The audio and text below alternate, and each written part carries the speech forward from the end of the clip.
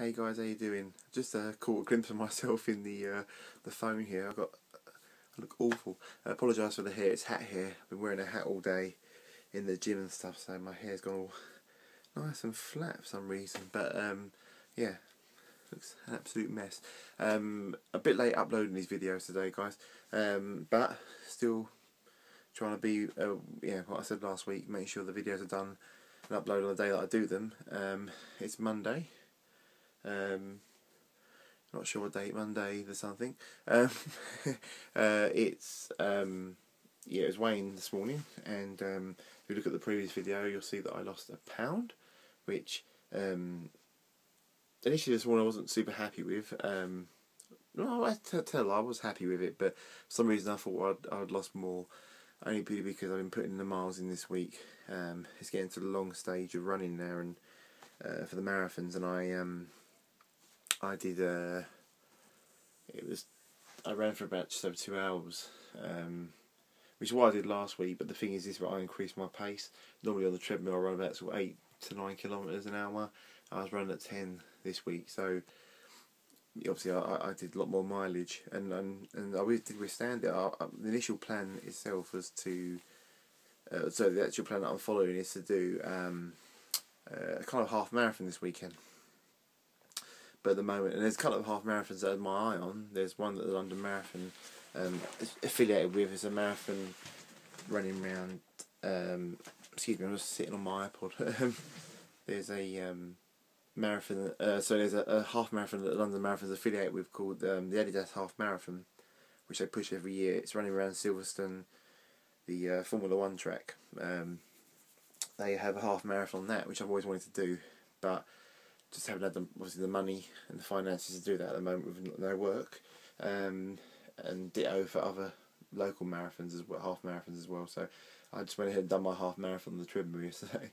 So I ran for just over 2 hours, 2 hours 7 minutes, which I'm quite pleased about. You know, I was a bit bummed yesterday because I ran 1 hour 50 minutes at speed at 10 kilometres an hour.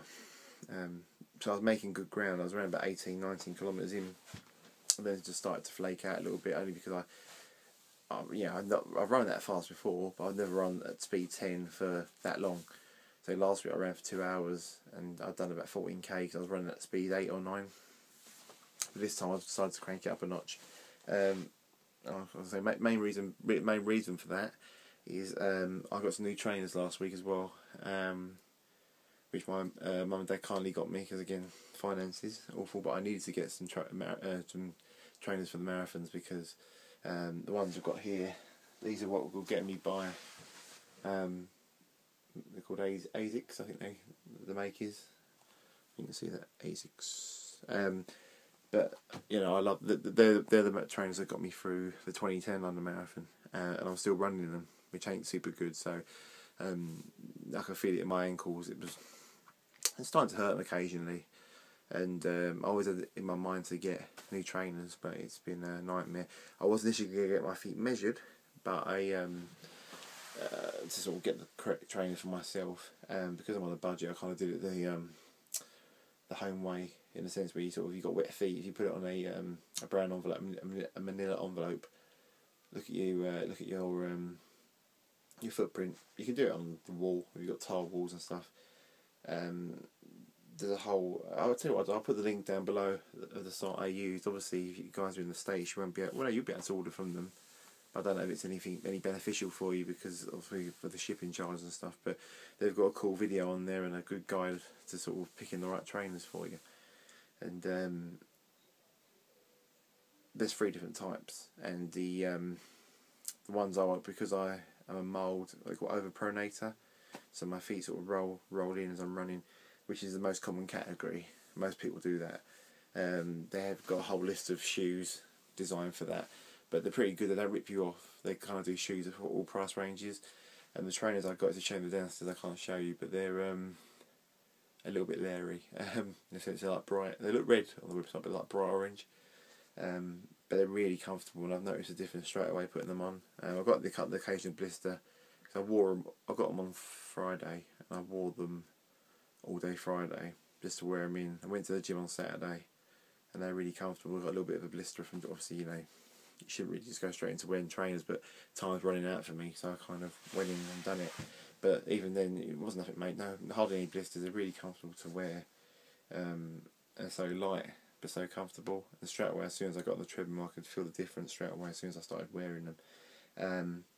But the website's really great. I mean, I know they put their recommended retail price to make you buy them, but I can well imagine these trainers being expensive. When I said to a few people how much can I pay for them, they were sort of thinking about £70 to £80, but I only paid just under £40. Or sorry, my mum and dad only just paid just under £40 for them, and they're really good trainers for that sort of price. But this website does all the trainers really cheap. But they've got this really cool guide on there that shows you how to work out where you are, and it will be good one day to try and get my feet measured properly. I don't know if it makes a huge amount of difference, but I know I'm an overpronate just from the way my footprint sits. But I mean, I initially was going to get it measured at another running store that's local to me. It's free of charge to get your feet measured, but I kind of feel bad sort of like getting my feet measured and then leaving, because obviously they don't force you. I'm guessing they kind of want you to buy their trainers. And looking at their range of trainers, they've got some great trainers there, but they're all sort of full price. They're all sort of £60 to £100 trainers, so I didn't really want to do that. And also, I was due to go to a London Marathon. They had a sort of what was it, like a training day, if you like. Not, it was sort of lectures just about the London Marathon, and I think I spoke about it in a previous video, but what to expect and But they were selling Adidas trainers, because Adidas are one of the main sponsors of the London Marathon.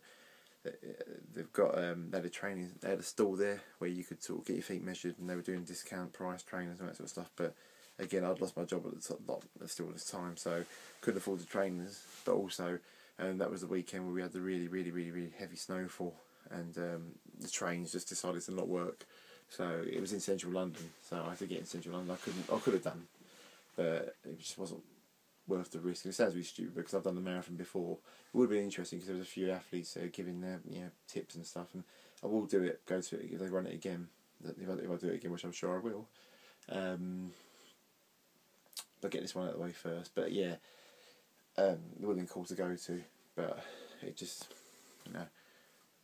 what they were covering and stuff I've heard before sounds really egotistical, but I don't. It was kind of aimed at people that never run it before. But there was just a few nuggets in there that I thought might be quite cool, so sort of go and listen. It was just a series of lectures, really. Anyway, but I digress. So I'm going well off subject as usual. What was I saying? Yes, the trainers I've noticed have been really cool, and I went for a run yesterday. I did the half marathon, as I said, just over 2 hours. Got about an hour and 45 minutes in. Started to flake out a little bit. I just had to sort of fast walk for like 3 minutes just to get a bit of recovery, and then went back into it again. But I'm still pleased with that. I mean, obviously I know it's on the treadmill. I'm going to start moving my training outside the next few weeks, and see how that goes. But yeah, it was going fine. But I know obviously the treadmill makes it a bit easier. So yeah, hopefully I can replicate that. I mean, obviously if I do that, I'm looking maybe sort of just under 5 hour time, which is what I want to try and do. I'd like to run 4 hours 30, excuse me.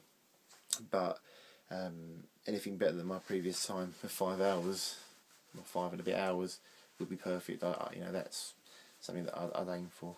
I'd like to just beat my time. Because obviously the marathon that I said 2 years ago was 6 hours plus. So, I don't want to sort of beat that time. That's not really my aim. My aim is to beat my previous time. So that was all good. And then I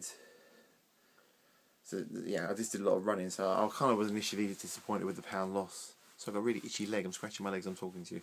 I kind of was disappointed with the £1 loss, just because I thought I might have lost a bit more. But it's all relative. I mean, measuring myself again, I've lost half an inch off my neck, and half an inch off my waist again. So I've lost like 3.5 inches off my waist now since January. When I put the tape measure out to what I was, I can't believe that was how much I had around my waist. But so it's all relative, and it's all going in the right direction. It's just my luck. At some point next few weeks I'll probably lose 4 or 5 pounds or something in a week. I just like to, for the marathon coming up, I'd like to hit the 2 stone mark, so the £28 mark. I'm at £22 at the moment, so I've got about 5 weeks to lose. 4 or 5 weeks to lose the £8, which should be alright. I should hopefully £8, £6, which I should hopefully do. Shouldn't be too much of a problem. But if I can get down to sort of 16 stone 12, that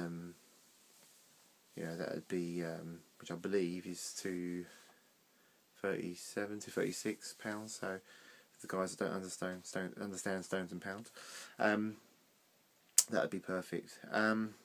But yeah, my girlfriend lost £4 as well this week, so she's hit the stone mark since January. So I'm really, really pleased for her, delighted for her.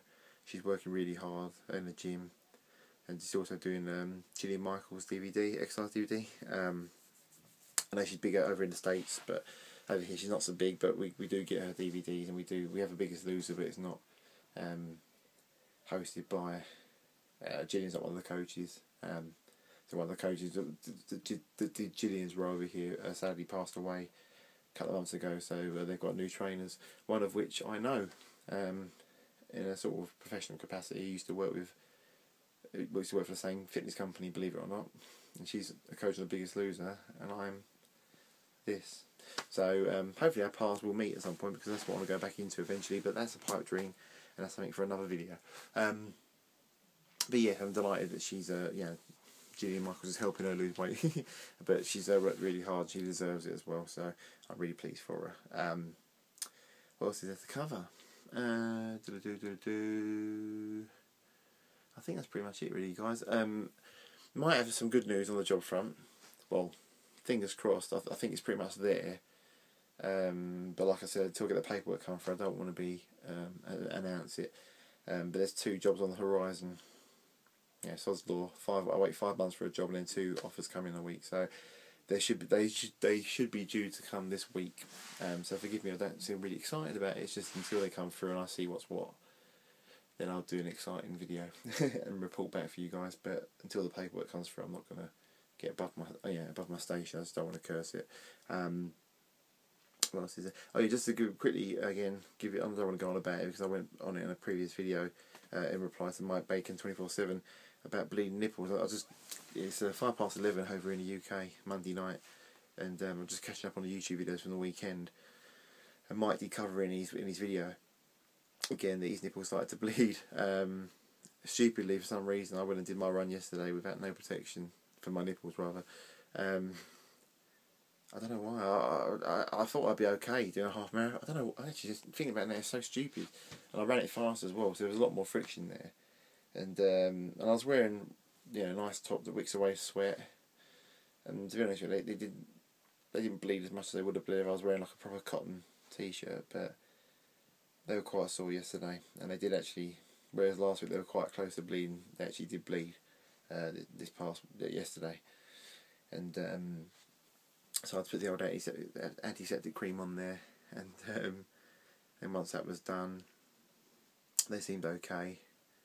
And then they were okay this morning. They still looked a bit worse for wear. I did initially take a picture of one of them, and I was going to tie it into this video, but I'm not that cruel. Purely because it's not the actual nipple that's disgusting, it's my hairy chest that's disgusting. So I think I'm going to have to get the razor out next week and shave around and put some plasters on for the runs, because I also went for a run today, and I'm only due to do half hour today and weights tomorrow, but because it was half hour I've done both today. I did a half hour run and weights, and like a nice light run, but even after half hour they started to friction and they started to bleed a little bit again. So for all my runs now I'm going to have to Vaseline them or plaster them up. Excuse me, I'm going to take tomorrow off. On my training plan, I've got a couple of days off. One of them's Saturday and one of them's Thursday. But I go to the gym on Saturday with my girlfriend, so I'll keep that as a routine. I'll just take a couple of days off during the week. So I'll take tomorrow off because I've done my weight session today. So I've got a spare day tomorrow.